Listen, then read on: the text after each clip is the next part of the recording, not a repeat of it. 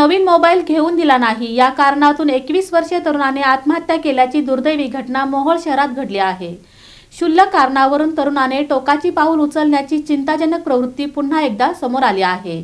सध्याच्या तरुणात क्षुल्लक कारणांवरून टोकाची पावले उचलली जात असल्याचे पुन्हा एकदा समोर आले आहे। नवीन मोबाईल घेऊन दिला नाही या कारणातून 21 वर्षीय महाविद्यालयीन तरुणाने गळफास घेऊन आत्महत्या केल्याची धक्कादायक घटना मोहोळ शहरात घडली आहे। प्रवीण जगदीश मायाचारी वय 21 असे मृत तरुणाचे नाव असून तो BBAच्या द्वितीय वर्षात शिक्षण घेत होता। मिळालेल्या माहितीनुसार सुमारे 7 दिवसांपूर्वी त्याचा मोबाईल फोन चुकून फुटला होता। त्यानंतर नवीन मोबाईल घेण्यासाठी त्याने आई वडिलांकडे वारंवार पैशांची मागणी केली होती। मात्र घरची आर्थिक परिस्थिती हलाखीची असल्याने पालकांनी त्याला समजावण्याचा प्रयत्न केला। सध्या पैसे नाहीत, पैसे आले की नवीन मोबाईल घेऊ असे सांगून त्याला शांत करण्याचा प्रयत्न करण्यात आला होता। तरीही मोबाईल न मिळाल्याच्या कारणातून त्याने गळफास घेऊन आत्महत्या केल्याचे समोर आले आहे। या घटनेमुळे परिसरात खळबळ उडाली असून हळहळ व्यक्त केली जात आहे। पोलिसांनी घटनेची नोंद घेत पुढील तपास सुरू केला आहे।